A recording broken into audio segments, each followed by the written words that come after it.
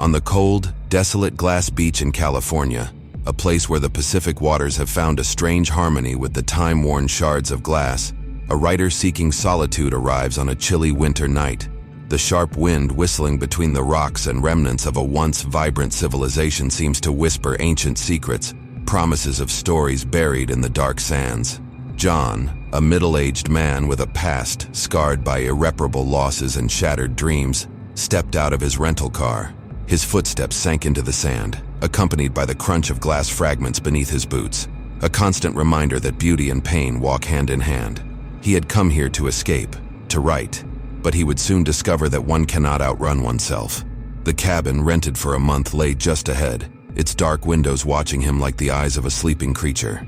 When he opened the door, a gust of stale air engulfed him, bringing an unsettling sense of familiarity, as if the place had been waiting for him. The cabin's interior was as desolate as its exterior. Dust-covered furniture, windows fogged with age, and the constant creak of wooden floorboards beneath his feet created a symphony of abandonment.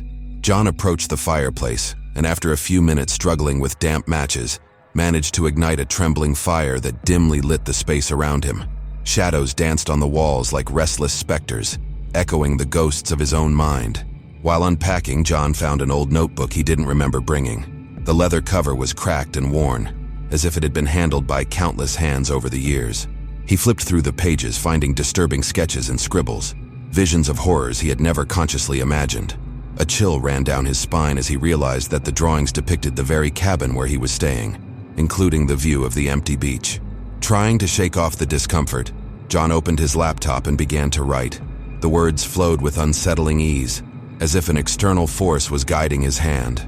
He wrote about a lonely man on a beach, haunted by voices from the past, unable to distinguish between reality and illusion. The protagonist, a mirror image of John himself, spiraled deeper into madness, as the sea around him whispered dark secrets. Hours passed without him noticing. The sound of the ocean and the crackling fire became the soundtrack to his mental journey. It wasn't until the candle beside him went out that John noticed the total darkness around him. He stood up, his eyes fixed on the darkness outside the window. For a moment, he felt a distinct sensation that something was out there, watching him. He shook his head, trying to dismiss the paranoia. It was just solitude, isolation playing tricks on his mind. Determined to get some rest, John lay down on the old couch, but the night was anything but peaceful. Fragmented and disturbing dreams attacked him, visions of twisted faces and voices whispering in forgotten languages. He woke every few minutes, drenched in cold sweat, feeling as though something was drawing closer and closer. The last time he awoke, he heard a distinct sound, like someone scratching at the front door. Trembling, he decided to investigate. When he opened the door, he found only the vastness of the dark beach and the constant sound of the waves. But something was different. In the sand, footprints that weren't his stretched toward the ocean. Footprints that ended abruptly at the water, as if the person had been swallowed by the sea. Terrified, John returned inside, locking the door firmly, his heart pounding wildly. At dawn, John noticed that the notebook was on his lap, open to a new page. On it, a single phrase was written in a shaky handwriting: "You are not alone." From that moment on, he knew he could not leave this place until he uncovered the truth behind the whispers and visions. But the line between sanity and madness was becoming increasingly thin, and he feared that if he wasn't careful, he would lose himself forever in the depths of his own psychological hell. The first week in the cabin passed with a strange mix of productivity and silent terror. John wrote furiously during the day, each page filled with despair and paranoia, as if he were pouring his deepest fears onto the paper. But when night fell, the atmosphere shifted. The cabin seemed to shrink, and the shadows lengthened, as though the very space around him was conspiring against him. Nights were marked by increasingly vivid and disturbing dreams. In one, he found himself trapped underwater, waves crashing over him as invisible hands dragged him down into the depths. In another, he wandered along the beach only to encounter faceless figures who whispered his name with voices echoing from ancient times. The notebook seemed to take on a life of its own, each morning bringing new pages filled with words and drawings he didn't remember creating. The line between reality and nightmare began to blur in alarming ways. John heard whispers when he was alone, the sound of the wind resembling voices calling out to him. One day, While exploring the beach, he found an old, crumbling fisherman's shack. The interior was covered with moss and debris, but among the ruins, he discovered a dusty mirror. When he wiped the surface, the reflection staring back wasn't his own. In the glass, a man with desperate eyes and a hollow smile looked back at him. He staggered back, dropping the mirror, which shattered into 1,000 pieces. Each shard reflected his own face, but twisted, distorted. That night, as he was writing, the voices became unbearable. They came from every corner of the cabin, whispering secrets and threats. John tried to ignore them, but the words mingled with his own thoughts. In a moment of desperation, he shouted, "What do you want from me?" The silence that followed was even more oppressive. Suddenly, the cabin's walls seemed to writhe. The shadows in the corners appeared to close in, and the fire in the fireplace flickered before going out entirely, plunging everything into darkness.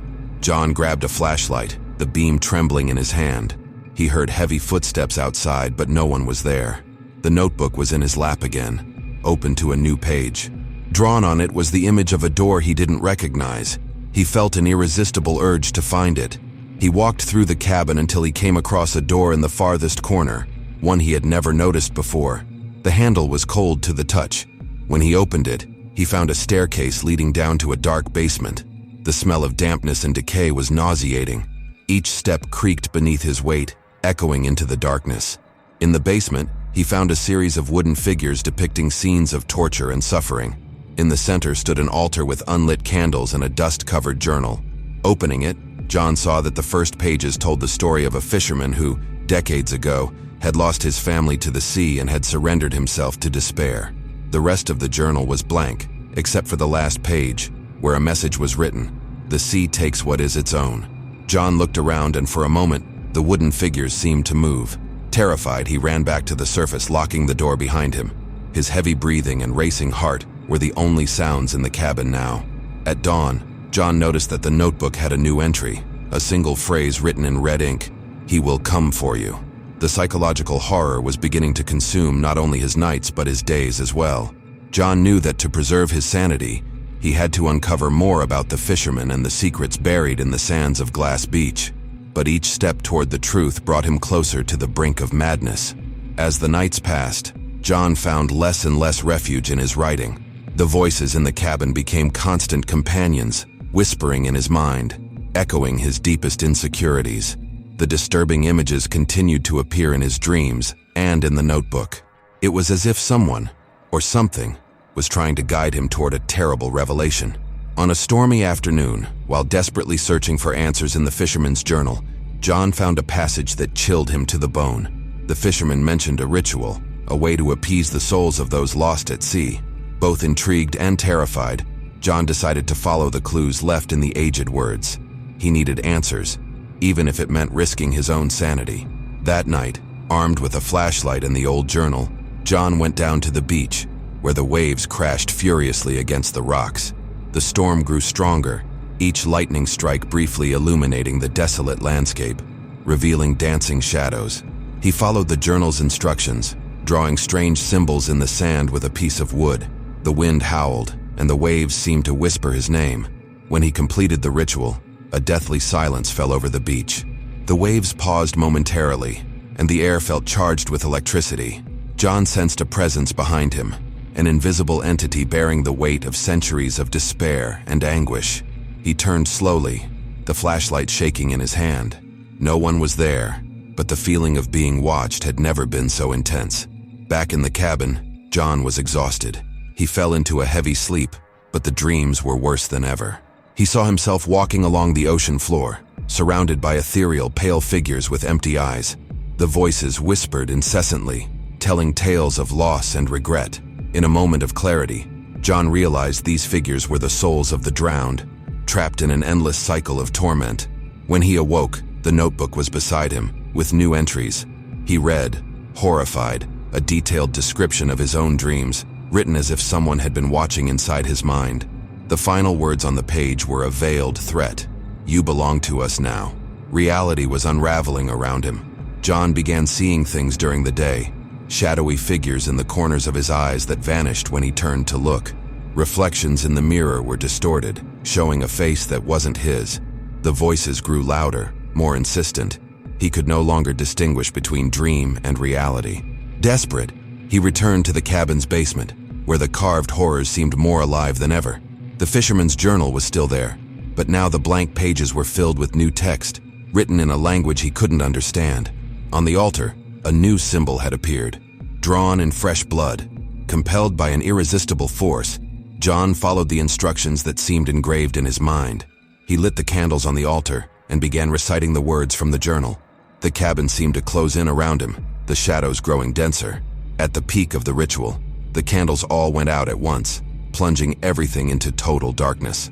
In the absolute silence, John heard breathing close by. A cold hand touched his shoulder, and he screamed, turning quickly. The fisherman was there, or at least what remained of him, a spectral figure with empty eyes and an expression of eternal suffering. "You shouldn't have come here," the fisherman's voice echoed in his mind. "Now it's too late." With a cry of despair, John ran to the surface, gasping for breath. Fear and madness had taken full control. The cabin was alive with shadows and whispers, and he knew there was no escape. The final revelation hit him like a blow. He had always been destined to join the lost souls on the beach. The line between real and unreal vanished, and John found himself trapped in an endless cycle of horror and despair. The abyss stared back, and he was consumed by the darkness.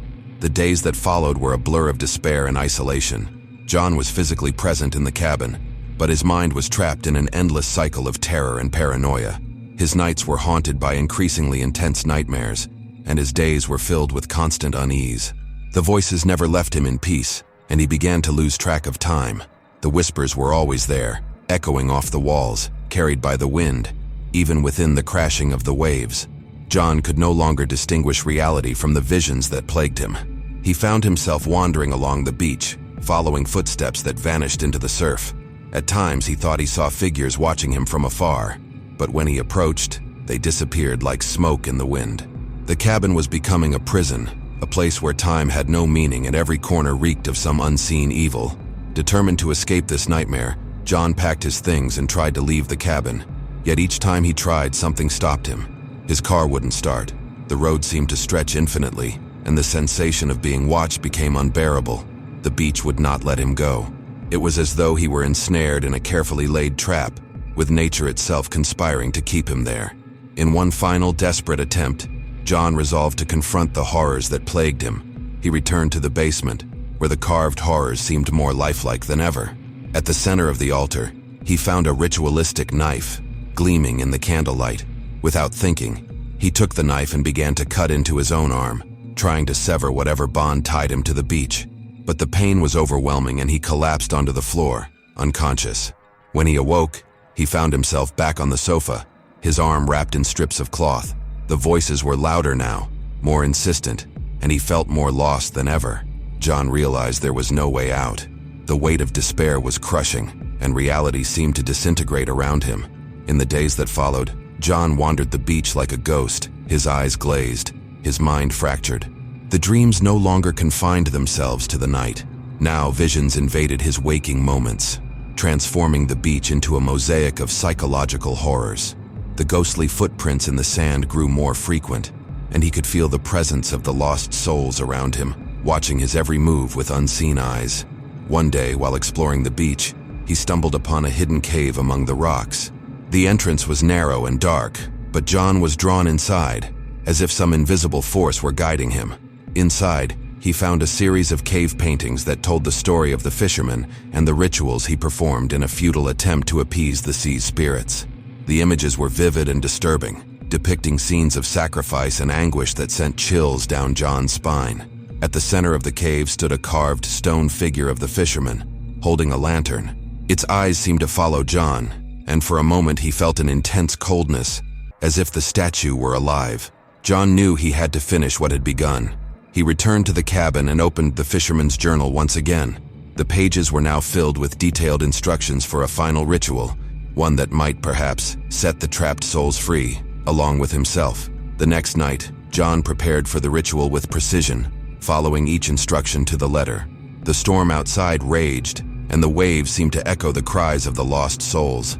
He lit the candles and began to recite the ancient words, feeling a dark presence gathering around him. The cabin vibrated with a malignant energy, and the shadows grew dense, forming tangible shapes. At the height of the ritual, John felt a searing pain in his chest. He fell to his knees, his vision blurring as the candles extinguished one by one. In the silence that followed, he heard a voice, clear and distinct, whisper in his ear, "You made the wrong choice." As darkness enveloped him, John felt himself falling into an endless abyss, his mind fracturing into 1,000 pieces. He realized he would never find the peace he sought. The psychological scars would remain forever, etched into his soul, and the beach would hold him captive, just another soul lost to its cursed sands, an eternal echo of despair and torment. After the macabre events that surrounded John and Glass Beach, the cabin remained desolate, a sinister shadow in an already dark landscape. Time passed, and John's story became a local legend, a cautionary tale about the dangers of venturing where restless spirits roam. Occasional visitors reported feeling a presence while walking along the beach. Some even claimed to see the figure of a man at the shoreline, always distant, always on the edge of perception. Footprints in the sand never lasted, quickly erased by the waves, yet the feeling of being watched never fully disappeared. The cabin itself became a point of interest for the curious and the brave. Those who dared to enter often left disturbed, murmuring about voices and visions that defied logic. However, no one could stay for long. The sense of despair and suffering seemed to seep from every wall, every creaky floorboard. Locals avoided the place, choosing to keep their distance from the dark secrets Glass Beach held. The stories of the fisherman and his rituals persisted, carried on by whispers and witness accounts. And John's notebook, now covered in dust, remained as a grim reminder of the events that had forever marked his life. Years later, a young writer decided to investigate the story, drawn by the promise of inspiration within horror. He found John's diary, and reading the final entries felt a chill run down his spine. Determined to unravel the mystery, he settled into the cabin, certain he could handle the secrets awaiting him. But as the nights passed, the same voices that haunted John began to whisper in his ears. The same shadowy figures invaded his dreams, and the line between reality and nightmare once again started to blur. Glass Beach, it seemed, was never willing to release its victims. The cycle continued, an eternal testament to the power of fear and despair. The psychological scars left by John's experiences remained etched in those daring enough to follow his path. The nightmare of Glass Beach was a boundless echo, reaching beyond time and reason, a reminder that sometimes the greatest terrors come from within, from the depths of our own minds. Thank you for joining this haunting journey. And remember, when you close your eyes at night, the echoes of the nightmare may be closer than you think.